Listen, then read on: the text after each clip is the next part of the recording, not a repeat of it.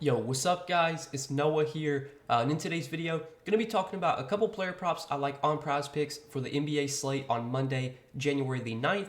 Hope you all had a good weekend, guys. We're back to talk through some, plays I like for this Monday slate. We got 6 games tonight, so it's a relatively, smaller slate for a Monday, but still got 2 picks I do like for this slate. Looking at the board, around 1 o'clock Eastern time when I'm making this video, found 2 picks that really stood out to me taking a first look at the board. So we're going to talk through these 2 plays. We're going to share why I like them. Before we do though, guys, make sure you hit that like button down below. If you guys do enjoy these Prizepicks videos, hit that subscribe button if you have not yet. And if you guys are new to Prizepicks, if you have not checked out Prizepicks yet, get signed up over there. Use promo code NOAH when you do sign up, and you will get your first deposit matched up to $100. Prizepicks, they're a traditional, player prop DFS site. Not like a sports book where you have odds and stuff like that, and it's your payouts all based on the odds you take. On Prizepicks is all a fixed payout, so no matter what picks you take, over, under, more or less, no matter what props you take, it's all the same payout. So you just have to find 2 picks you feel really good about, that you really like.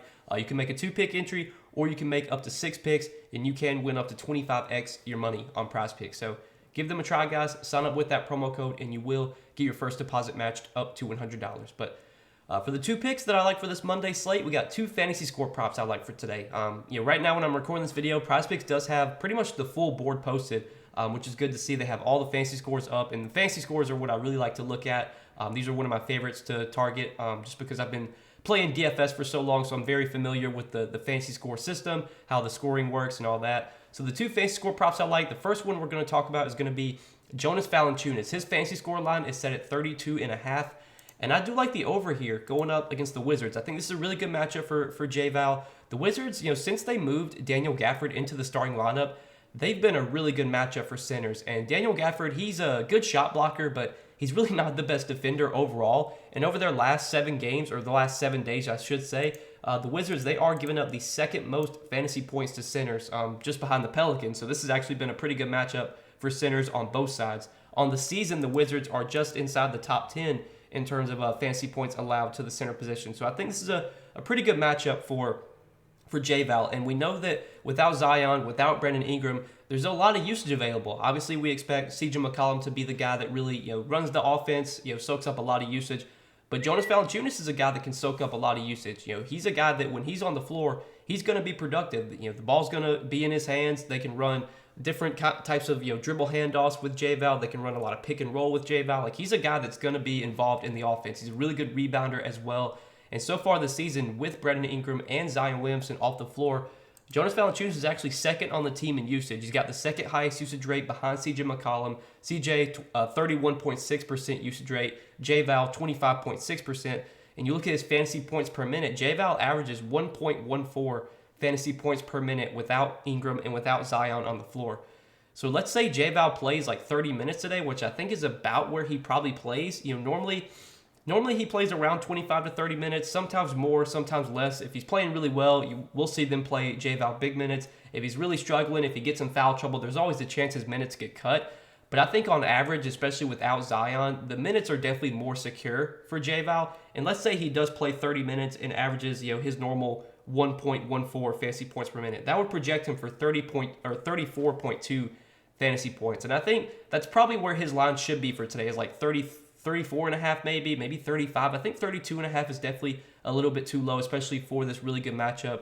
J-Val's gone over this line now in 3 out of his last 4 games. The one game against Brooklyn, that was a game where he did have his minutes get cut a little bit. Again, that's always a risk. Like, there's always a chance J-Val plays like 25, 26 minutes, but he's such a good per-minute producer that he can still go over this line even if he plays 25, 26 minutes, especially in this favorable matchup. And he has had a lot of success against the Wizards for what it's worth. Over his last 2 games against the Wizards since he's been with the Pelicans, he's faced them twice, 37.2 fantasy points in only 24 minutes. So really good production there. And then 33.3 fantasy points in 37 minutes. He's also faced the Wizards when he was with Memphis, had 67.5 fantasy points against them. He had 32.7, 35.6. Technically, his last 5 games against the Wizards, he's over this line in 5 straight. But I don't want to look too much into that because some of those games were when he was with Memphis, obviously a little bit of a different role then. But since he's been with the Pelicans, he's gone over this line in back-to-back games against the Wizards. This has been a good matchup for centers as of late. Daniel Gafford, not really a good defender. I think this is a spot where J-Val can definitely have success, and I do expect him to be productive when he's on the floor. Just hopefully he gets like 26, 28 minutes, which I think is what he'll play more times than not. So I like this over 32.5 fantasy points for J-Val. That'll be our first pick for today. And then to pair that, another fantasy score prop I like, we're going to go to the Celtics, and I want to talk about Derek White. His fantasy score line is sitting at 24.5, and I like the over here as well. Now, one of the reasons I really like this over for Derek White is that Marcus Smart is doubtful for today. Marcus Smart is not expected to play. So without Marcus Smart, we can expect probably more minutes for Derek White and maybe some better production as well. They should start Derek White at point guard here. So Marcus Smart has missed 4 games this season.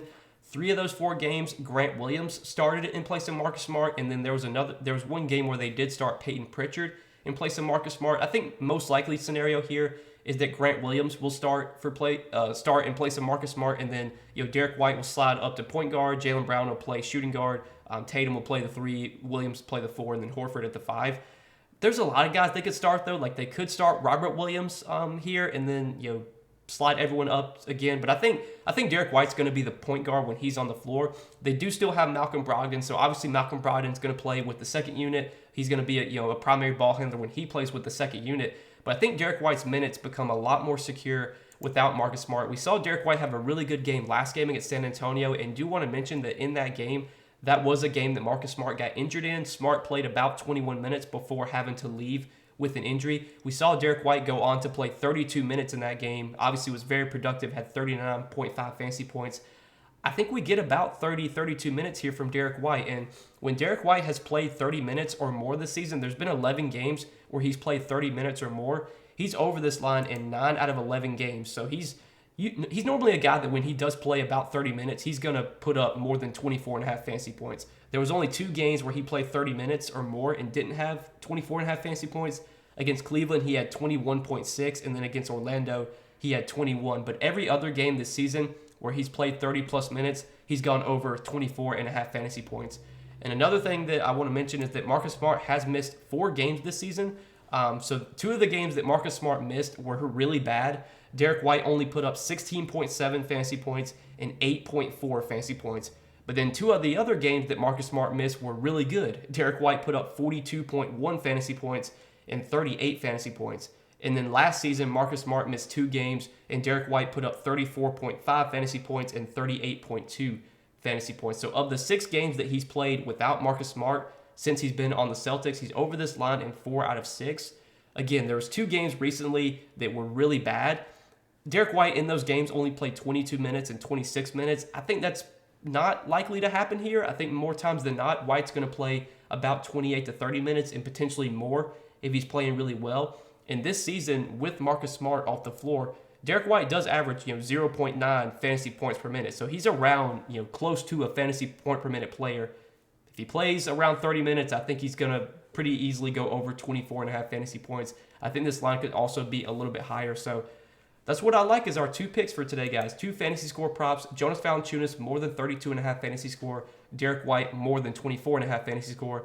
These are 2 picks I liked. Taking a first look at the board right now when I'm recording this video around 1 o'clock Eastern time.